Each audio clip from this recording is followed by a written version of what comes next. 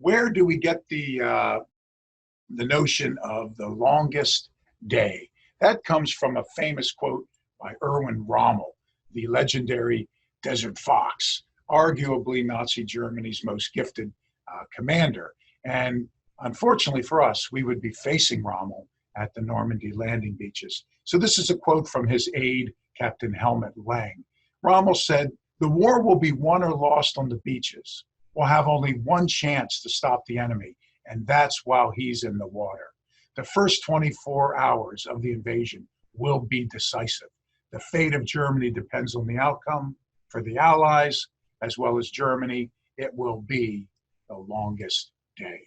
Indeed, it was. And that's where the title of the famous movie comes from. So the beginning, the planning of D-Day, we could date it back a full year to the Tehran conference, the Big Three. And in this conference in Iran, Stalin was getting feisty. He was threatening to stop cooperating with the British and the Americans unless if Churchill and Roosevelt agreed to open up the Western Front. The Soviet Union was taking enormous casualties. Think of Operation Barbarossa when the Nazis invaded the Soviet Union. Although that would go belly up, thank goodness, the bloodshed on both sides was just off the charts. So Stalin threatened. So therefore, Roosevelt and Churchill agreed that within 1 year of the Tehran conference, they would invade and start the rollback of the Nazi occupation of Europe. Roosevelt was on board. Churchill was still worried about the timeline. So it was history's largest invasion, largest amphibious assault. And I just always liked this photo. I wanted to show it to you just to get a sense of the logistics of this invasion.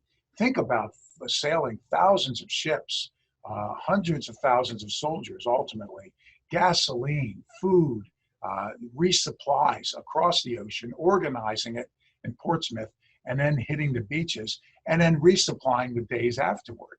One of the concerns that Eisenhower had with potential bad weather was, how do we resupply? What if our men get the beach, make some progress, but then the weather turns even worse and we can't get resupplies in or reinforcements in? We'd be leaving them to their fate. So this picture, I think, really points out just jeeps, troops, trucks, resupplies, just the enormity of this invasion. Here's the vitals for you. 6,500 ships involved. Now this includes landing craft, it's submarines, which were looking for U-boats. It includes transport ships that sailed across the ocean, resupply ships, destroyers and battleships, there as a naval screen if need be. 4,000 landing craft, and you can see a picture of one of them here, and that's not from the movie Saving Private Ryan. This is the real deal. 6,500 bombers. I mean, these numbers are extraordinary. Over 5,000 fighter planes, which would form an air screen above and around the Normandy beaches. What if the Nazi Air Force, the Luftwaffe, what if they hit us while we were invading? The men on the beaches could be strafed with machine guns. They were sitting ducks. You have all these ships at anchor unloading men. It would have been, a killing field, a killing zone. So we had an aerial screen of thousands of fighter planes coming back and forth from Britain with planes in the air at all moments. Had the Luftwaffe shown up, they would have been annihilated immediately because of the numbers. Fortunately, they did not. Ditto with the naval screen with this many battleships. You see toward the bottom of the screen, I wrote 7 battleships, 23 cruisers, 104 destroyers forming this screen around the landing. Had the Kriegsmarine, the Nazi Navy, shown up, they would have been sunk immediately, but they didn't show up either. You have 2,000 gliders that came in, thus the need for a no wind. Eventually, 5,000 tanks were going to come ashore. These numbers are just staggering. Initially, we had 156,000 troops brought ashore. Then D+1, the day after D-Day, D+2, you have more and more and more folks coming ashore. It all begins at Portsmouth. This was the target, the destination for our ships crossing the ocean, troops, resupplies, fuel, planes, tanks. 1.4 million US troops arrived in Portsmouth in a relatively short period of time. Now, here's the kicker. They're vulnerable while they're in Portsmouth. It's a short distance across the English Channel from France.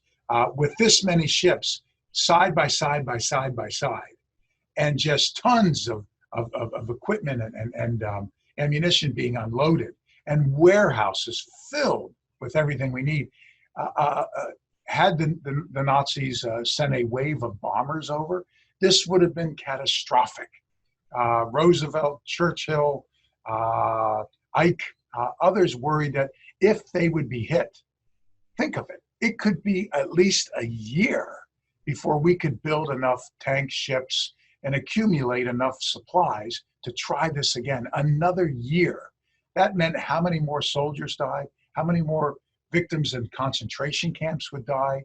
How much more time would Rommel have to harden the so-called Atlantic Wall, the Nazi defenses? Shocking. So the Nazis knew we were coming. They just didn't know where or when. So one of the challenges at Portsmouth was to keep quiet. What was the World War II saying? Loose lips sink ships. The longer they're in Portsmouth, the more probability that a spy on the ground, a drunken soldier out one night, or the Nazis flying over with surveillance, a recon, they would find out what was going on. So once they're in Portsmouth, the green light, they've got to go. Here's Eisenhower's message that was read to the soldiers when they're setting off. He had 2 messages he wrote, had one in each pocket. Here's the message, good luck. Soldiers, sailors, and airmen of the Allied Expeditionary Force, you are about to embark upon the great crusade toward which we have striven these many months. The eyes of the world are upon you. The hopes and prayers of liberty-loving people everywhere march with you. In company with our brave allies and brothers in arms on other fronts, you will bring about the destruction of the German war machine, the elimination of Nazi tyranny over the oppressed peoples of Europe, and security for ourselves in a free world. Your task will not be an easy one. Your enemy is well trained, well equipped, and battle hardened. He will fight savagely. Indeed. The other address that Eisenhower had was the speech he was going to give if this went wrong. Eisenhower was going to accept full responsibility and resign. Thank goodness he never had to pull that speech out of his pocket.